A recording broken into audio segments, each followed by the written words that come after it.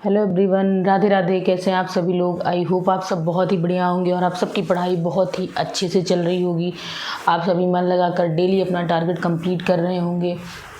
तो कैसी चल रही है आप लोग की पढ़ाई? मेरी पढ़ाई भी इस टाइम बहुत बढ़िया चल रही है। मैं भी अपना डेली टू डू लिस्ट बना करके फिर से अपनी पढ़ाई पे फोकस कर चुकी हूँ और डेली अपना टारगेट बना के उस टारगेट को कंप्लीट करके उसके आगे टिक लगा देती हूँ। सबसे बढ़िया तरीका होता है ये कि आप अपनी टू डू लिस्ट बनाइए। जैसे जैसे आप सुबह उठिए, आप टाइम मत देखिए कि मुझे आज 10 घंटे करना है, 20 घंटे।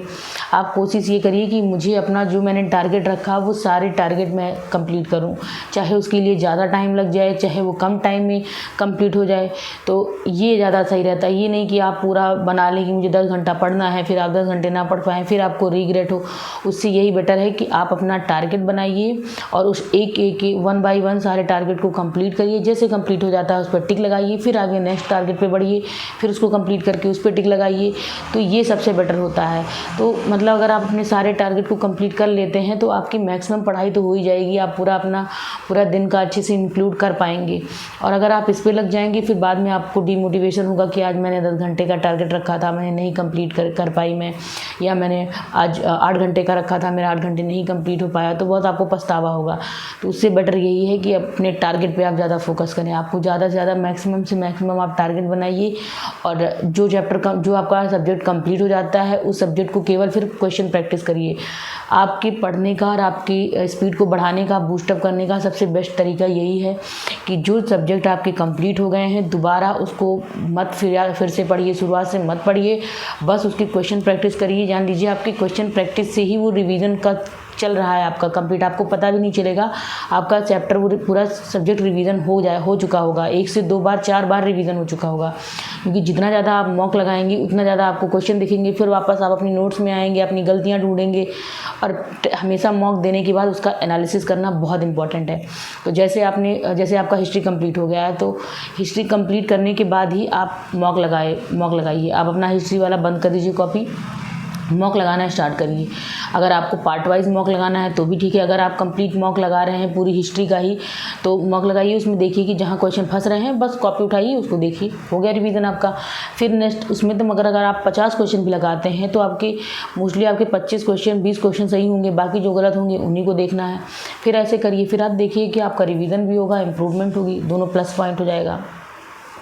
तो इस तरह से ये स्ट्रेटजी है आपकी रिवीजन करने की, सबसे बढ़िया टेक्निक यही होती है।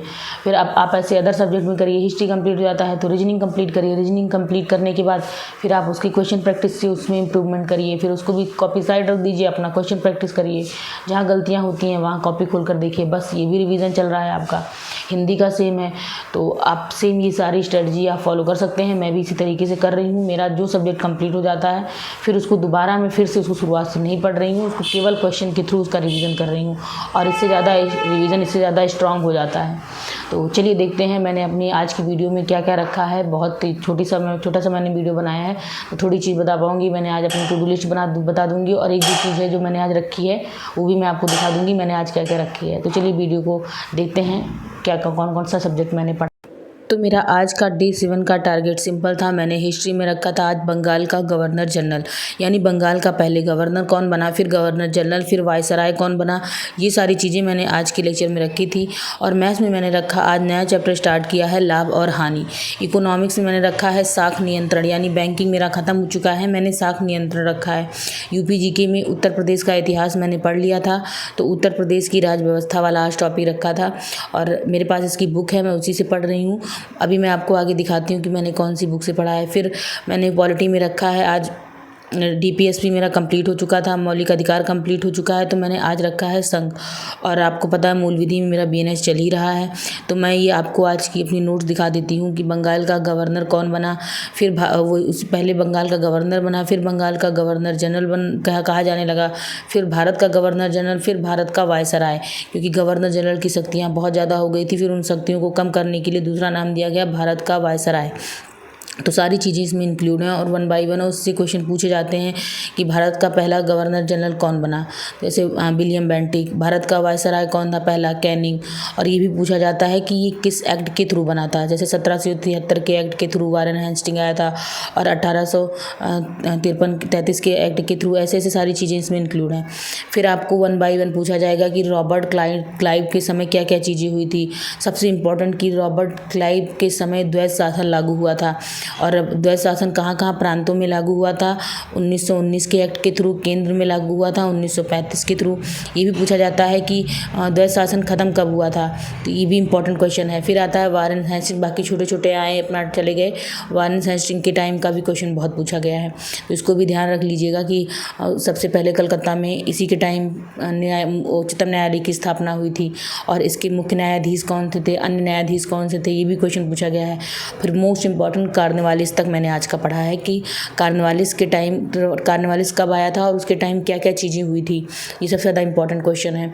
इससे 4-5 क्वेश्चन पूछे गए हैं, जैसे नागरिक सेवा व पुलिस सेवा का जन्मदाता कहा जाता है, ये आप बहुत दिन से पढ़ रहे हैं। पुलिस का यूपी पुलिस का है तो क्वेश्चन इससे आने की प्रोबेबिलिटी है कि पुलिस सेवा का जन्मदाता किसे कहा जाता है, पूछा ही जाएगा।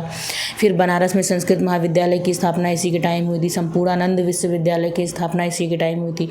ये सारे क्वेश्चन। सबसे इंपॉर्टेंट कि स्थायी बंदोबस्त कब लागू हुआ था, किसके समय में, कार्नवालिस के समय में। स्थायी बंदोबस्त को समझना बहुत इंपॉर्टेंट है कि इस टाइम जमींदार का बहुत ज़्यादा शक्तिशाली हो गए थे, सबसे टैक्स वसूलने लगे थे और किसानों का शोषण करने लगे थे। और सबसे शुरुआत कहाँ हुई थी इसकी, बंगाल और बिहार से, और लगभग 19% क्षेत्र पे लागू हुआ था। तो ये बहुत इंपॉर्टेंट क्वेश्चन है। और स्थायी बंदोबस्त का दूसरा नाम है इस्तिमरारी व्यवस्था। देखिए मैं यूपी जीके की मेरे पास ये बुक है RWE की, मैं उसी से पढ़ रही हूँ। इसमें मैंने इस बार ऊपर से नहीं, यहाँ बीच से शुरुआत की है, उत्तर प्रदेश के इतिहास से वन बाय वन सारी चीज़ों को जैसे सर ने लेक्चर में पढ़ाया है उसी के अकॉर्डिंग, तो मैं अपनी बुक से ही पढ़ रही हूँ। उत्तर प्रदेश का इतिहास पेज नंबर 106 पे है, मैंने इसको पढ़ा। इसमें बहुत सारी चीज़ें हैं कि मध्यकालीन भारत के समय क्या था, जो बौद्ध धर्म में महाजनपद हुए थे तो कौन सा जनपद नाम था अवध का, और हर चीज़ का पूछा गया। उत्तर प्रदेश में क्या क्या कौन कौन से जनपद थे, सब ये प्रीवियस ईयर क्वेश्चन ही है। और इसमें इंक्लूड भी है कि RO में कौन सा क्वेश्चन आया है, पीछे दिया हुआ है, और पीछे प्री में पूछा गया है, और बहुत सारे एग्जाम में जो क्वेश्चन पूछे गए हैं इसमें पीछे सारे दे रखे हैं। हाँ, तो वो सारी चीज़ें मैंने इसी से सॉल्व की हैं और इसको कंप्लीट कर लिया है। और उसे मैं अपना अंडरलाइन भी कर लूँगी, मार्क्स भी कर लूँगी अगर मेरे मॉक में जो भी क्वेश्चन पूछा जाएगा। तो अगर आपको वीडियो पसंद आती है तो लाइक शेयर सब्सक्राइब जरूर करिएगा, और कोशिश करिएगा कि आप अपने नोट्स से और अपना हैंड रिटन नोट्स ज़रूर बनाएं और अपनी बुक से पढ़ें अच्छे से। ज़्यादा से ज़्यादा कोशिश करें कि अपना सारा सब कुछ इकट्ठा कर लें और उसी से रिवीजन करें। तो मिलते हैं नेक्स्ट वीडियो में। वीडियो को लाइक शेयर सब्सक्राइब जरूर करिएगा, कमेंट करके ज़रूर बताइएगा कि आप अपना टारगेट कैसे कंप्लीट कर रहे हैं और कैसे अपनी चीज़ों को टू डू लिस्ट अपनी बना रहे हैं। बाय बाय, टेक केयर, ध्यान रखिएगा।